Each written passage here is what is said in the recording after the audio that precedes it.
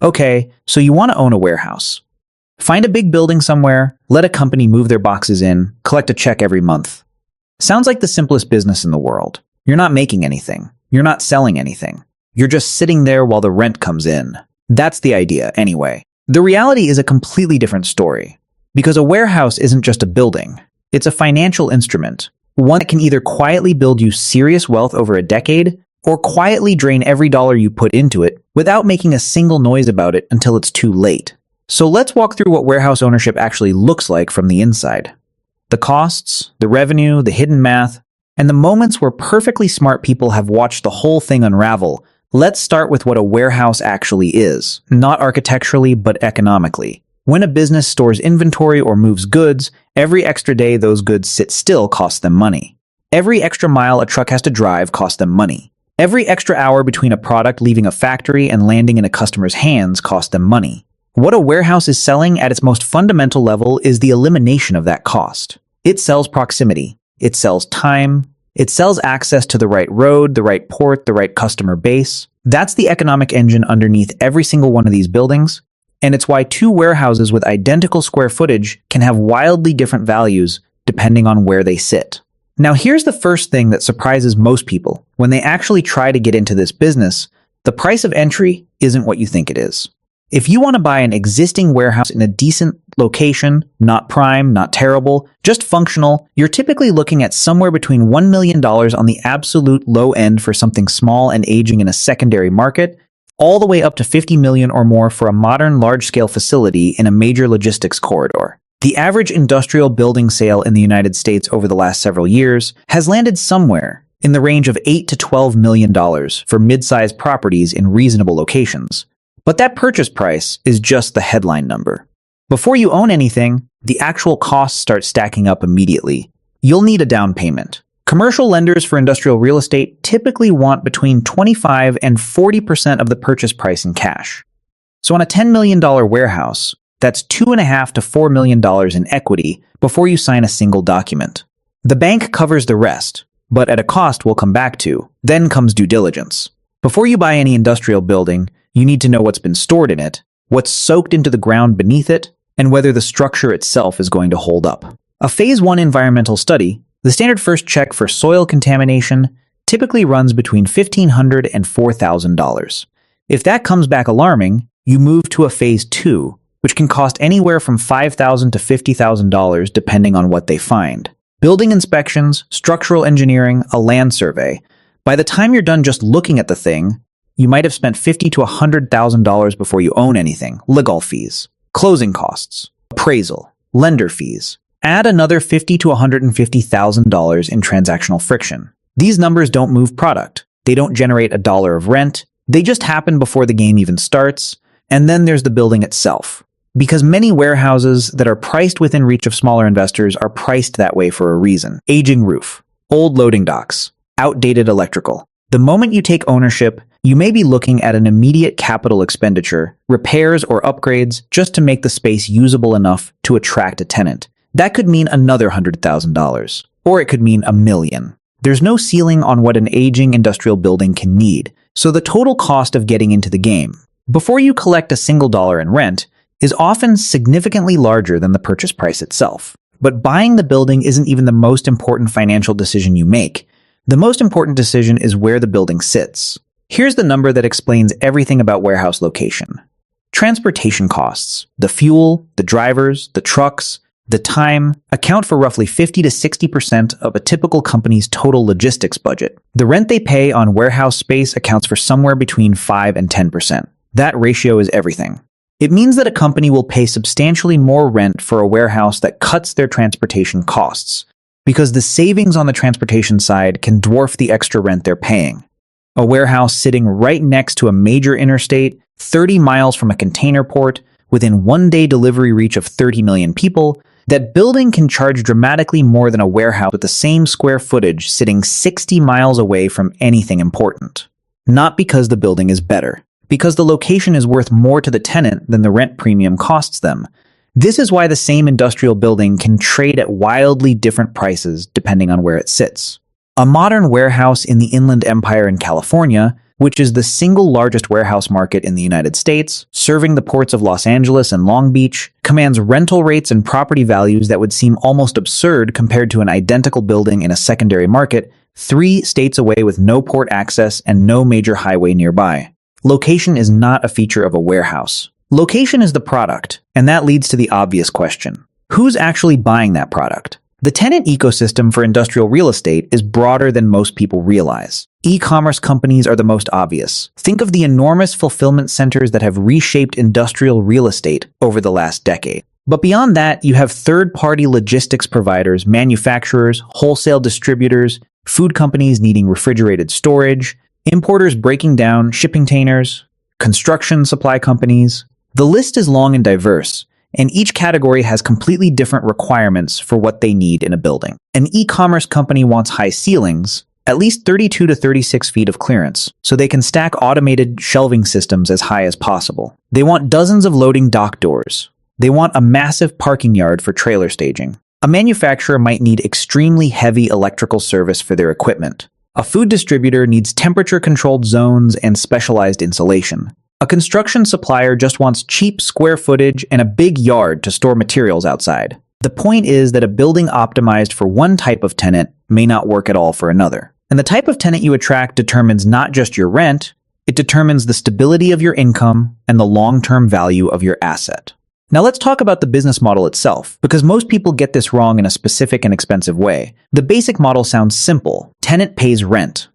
Rent minus expenses equals profit. That's the napkin version. The actual version involves several layers that change the math significantly. The number that every serious warehouse owner watches is not the rent. It's the net operating income, or NOI. That's the rent plus any other income the building generates, minus all the operating expenses. Before the mortgage gets paid, before taxes on your income.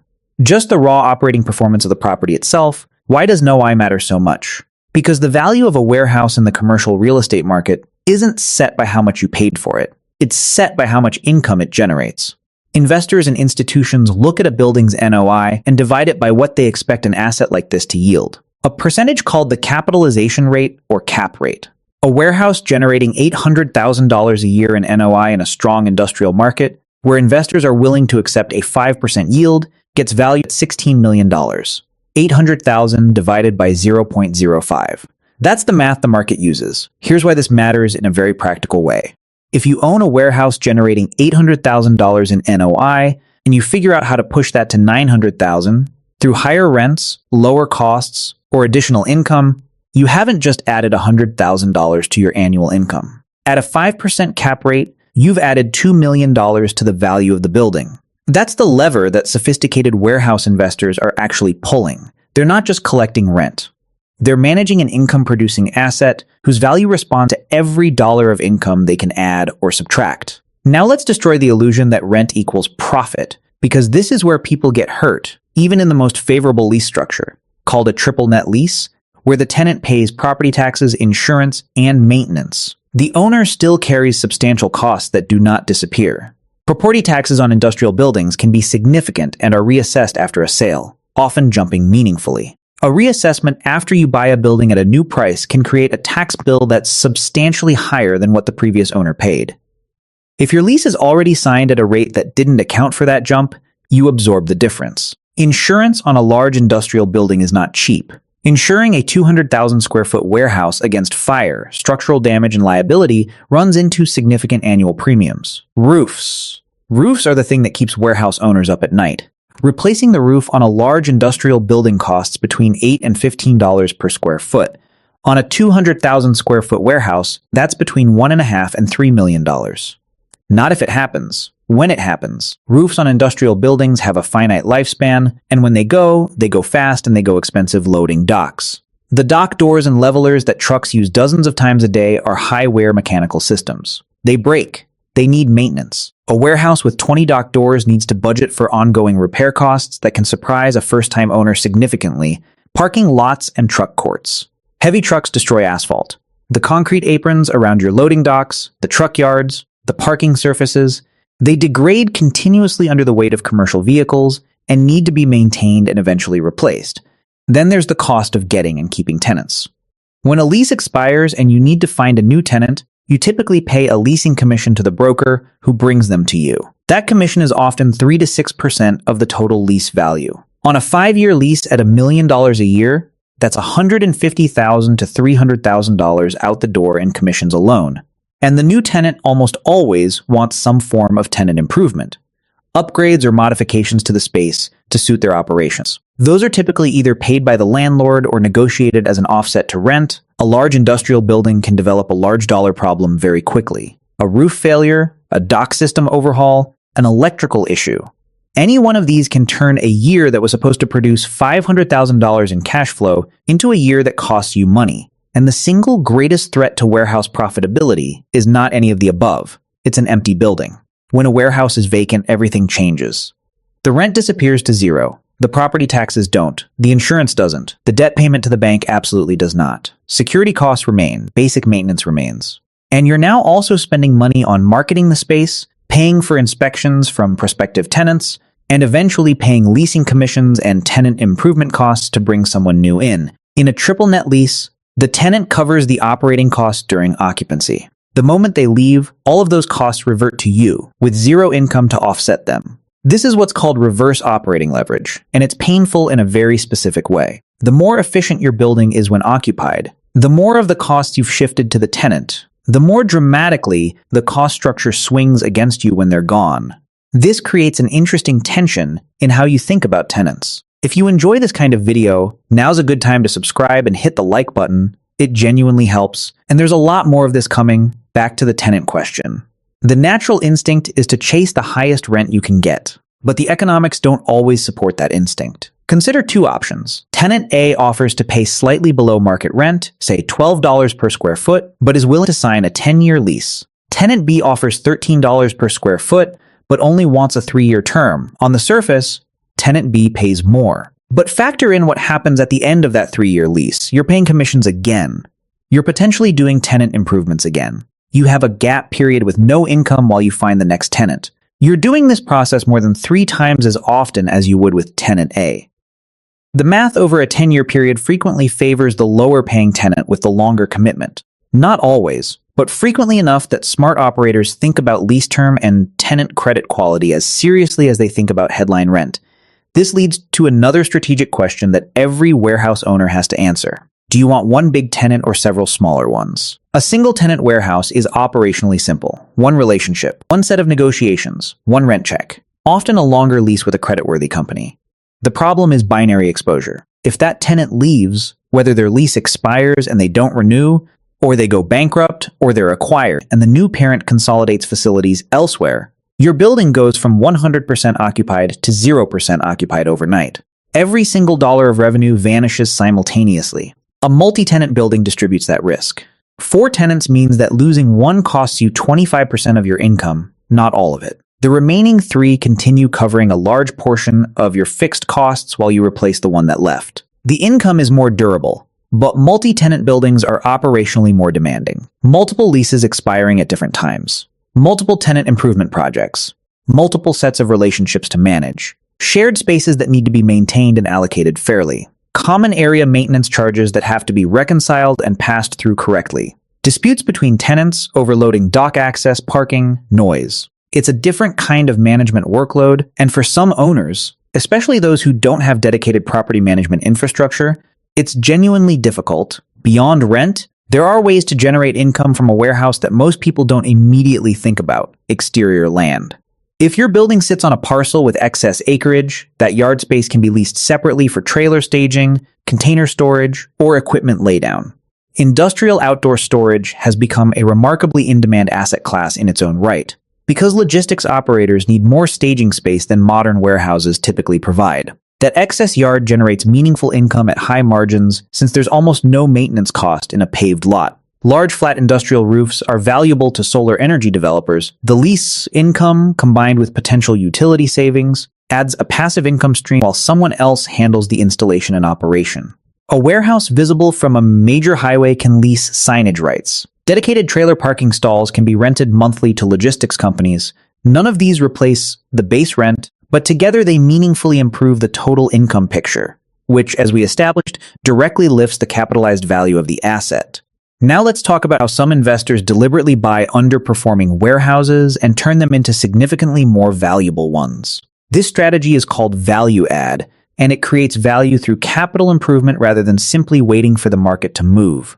The typical target is an older industrial building, built in the 1980s or 90s, with low ceiling clearance, outdated loading infrastructure, and below-market rents. Modern logistics operations require ceiling heights of at least 32 to 36 feet. Older buildings often have 18 or 20. That difference alone eliminates them from consideration by e-commerce companies and any operator using automated racking systems. One technique that has emerged is a roof lift, physically raising the existing roof structure using hydraulic equipment. You're essentially jacking the top of a large concrete building upward. The cost runs between $10 and $40 per square foot depending on the scope, but the result is that you've doubled the usable vertical storage volume without acquiring additional land.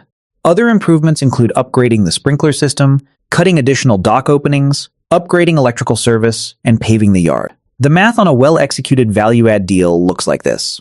In many U.S. markets right now, ground-up warehouse construction costs between $230 and $280 per square foot inclusive of land and development costs. A value-add buyer might acquire an older building for $160 per square foot and put another $40 into improvements, arriving at $200 per square foot all in, below replacement cost. With a modern asset that now commands significantly higher rents, the improvement increases NOI.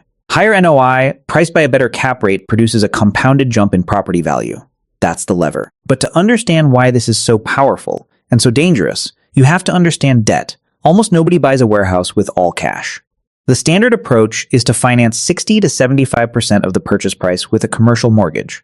Debt is leverage. If you buy a $10 million building with $2.5 million in equity, borrow the remaining $7.5 million, and the building increases in value to $12 million, your equity hasn't grown by 20%, it's grown by 80%.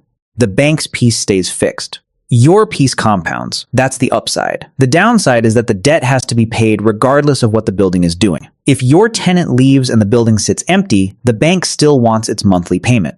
If interest rates rise when your loan comes up for renewal, which happened dramatically in the United States in 2022 and 2023, your debt service increases without any change in what the building earns. A property that produced solid cash flow at a 3% rate can produce negative cash flow at 7%, with the exact same tenants paying the exact same rent. Owners who financed industrial purchases in 2020 and 2021 at historically low rates, then faced refinancing 2 years later at rates more than double what they expected, lived this scenario. The building hadn't changed. The income hadn't changed. The math had. Beyond the monthly cash flow, warehouse ownership builds wealth through several additional mechanisms that don't show up on a monthly income statement. Every month your tenant's rent pays your mortgage. Part of that payment reduces the principal balance. The loan gets a little smaller. Your equity grows, not because the building is worth more, but because you owe less on it. Over a 10-year hold, a meaningful portion of the original debt is paid down by the income the building generates. That happens whether or not the property appreciates. There are also tax advantages. The IRS allows commercial real estate owners to depreciate a building's value over time as a non-cash expense, which can offset taxable income. Sophisticated owners use something called cost segregation, reclassifying specific components into faster depreciation schedules to front-load those benefits in the early years. It doesn't eliminate the tax, it defers it. But deferring taxes for a decade has real economic value. And over long periods in the right markets, industrial real estate has historically appreciated. Because land in good locations becomes scarce and replacement construction costs continue to rise. Now let's talk about what can make all of this go completely wrong. Economic recessions hit industrial real estate hard. When consumer spending drops, freight volumes drop. Companies need less warehouse space. Tenants who seemed solid go bankrupt or reduce their footprint. Vacancy rates spike. Rents fall. And you still have property taxes, insurance, debt service, and a building that needs maintenance. In 2008 and 2009, vacancy rates in major U.S. industrial markets jumped significantly, and owners who had bought with high leverage at peak valuations found themselves with negative cash flow, falling property values, and lenders who were not in a cooperative mood. Oversupply is a different but related risk. Warehouse construction in the United States surged dramatically in 2021 and 2022 as e-commerce demand appeared to be growing without limit. Then demand normalized. and millions of square feet of newly completed space came onto the market simultaneously. In markets where speculative construction was heaviest, parts of the Midwest and the Sun Belt, vacancy rates rose sharply and rents softened. Owners who bought at peak pricing found themselves in a market that had turned against them. Environmental contamination is a risk specific to industrial real estate and one that can be catastrophically expensive. Industrial buildings house manufacturing, chemical storage, fuel tanks, and other hazardous operations, and that history soaks into the ground. If you buy without thorough environmental diligence and later discover contamination, the remediation bill can be enormous, and under federal and state liability laws, the current owner is often on the hook regardless of who caused the problem. Functional obsolescence is slow-moving but real. A building adequate in 2005 may not meet the specifications modern tenants